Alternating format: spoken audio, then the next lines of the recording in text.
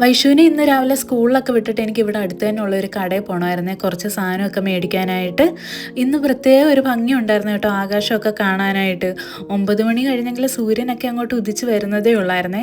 അപ്പം ഞാനിപ്പോൾ വന്നേക്കുന്ന ഞങ്ങൾ താമസിക്കുന്ന അപ്പാർട്ട്മെൻറ്റിൻ്റെ അടുത്ത് തന്നെയുള്ള ഒരു കടയിലാട്ടോ, ഇക്കായിൽ തൊട്ടടുത്ത് തന്നെ കേട്ടോ ഈ കട വരുന്നത്. കടയിൽ കയറി ഒരു കാര്യമില്ലെങ്കിൽ ഞാൻ കുറച്ച് നേരം എന്താ ഇവിടെയൊക്കെ തന്നെ ഇങ്ങനെ നിൽക്കും കേട്ടോ. ഏതൊക്കെ സൈസ് ചെടികളായിരിക്കുന്നത്, ഏതൊക്കെ സൈസ് പുതിയ പൂക്കളാണ് വന്നതെന്നൊക്കെ ഇങ്ങനെ ഒന്ന് നോക്കി നിൽക്കുവേ. ഇതൊക്കെ പൊക്കളാട്ടോ ഇരിക്കുന്നത്. ഞാൻ ചിലപ്പോഴൊക്കെ അമ്മയ്ക്ക് ഇതിൻ്റെ വീഡിയോ ഫോട്ടോ ഒക്കെ അയച്ചു കൊടുക്കുമ്പോൾ അമ്മ പറയും കേട്ടോ, നാട്ടിൽ ചെല്ലുന്ന സമയത്ത് ഇതിൻ്റെയൊക്കെ തയ്യും കൊണ്ട് വേണേ വരാനെന്ന്.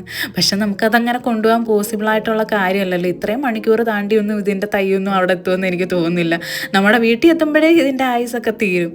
അപ്പോൾ പിന്നെ എന്തായാലും നാട്ടിൽ കൊണ്ടുപോകാൻ അത് പറ്റുമെന്ന് തോന്നുന്നില്ല കേട്ടോ. അപ്പം ക്രിസ്മസ് ആയതുകൊണ്ട് തന്നെയും ചെറിയ ക്രിസ്മസിൻ്റെ ഡെക്കറേഷൻ ഐറ്റം ഒക്കെ വെച്ചിട്ടുണ്ടായിരുന്നേ.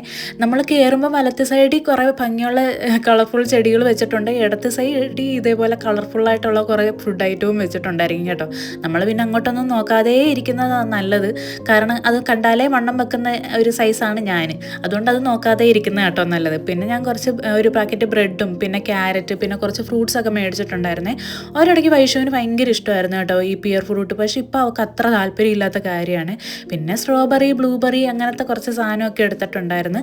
പിന്നെ ഞാൻ എപ്പോഴും ചിക്കൻ മേടിക്കുന്നത് ഇങ്ങനെ ബ്രസ്റ്റ് പീസ് ആയിരുന്നു. ഈ ഇടയായിട്ട് ഇങ്ങനെ ഫുൾ ചിക്കനൊക്കെ മേടിച്ച് തുടങ്ങി കേട്ടോ. എനിക്ക് ആദ്യം ഒന്ന് ഇതൊക്കെ ക്ലീൻ ചെയ്യുന്നതേ ഭയങ്കര ഇങ്ങനെ ബുദ്ധിമുട്ടുള്ള കാര്യമായിരുന്നു. പിന്നെ ഇപ്പം ചെയ്തൊക്കെ വന്ന് ഇപ്പം ഭയങ്കര എക്സ്പെർട്ടാണ് ഇതൊക്കെ ക്ലീൻ ചെയ്യാൻ. ശരിക്കും ഭയങ്കര ഈസിയാണ് കേട്ടോ ഇതിൻ്റെ സ്കിന്നൊക്കെ ക്ലീൻ ചെയ്യാനൊക്കെ ആയിട്ട്.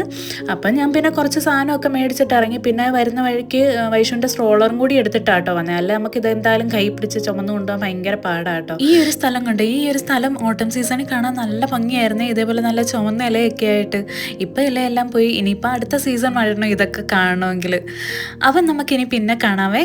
ബൈ.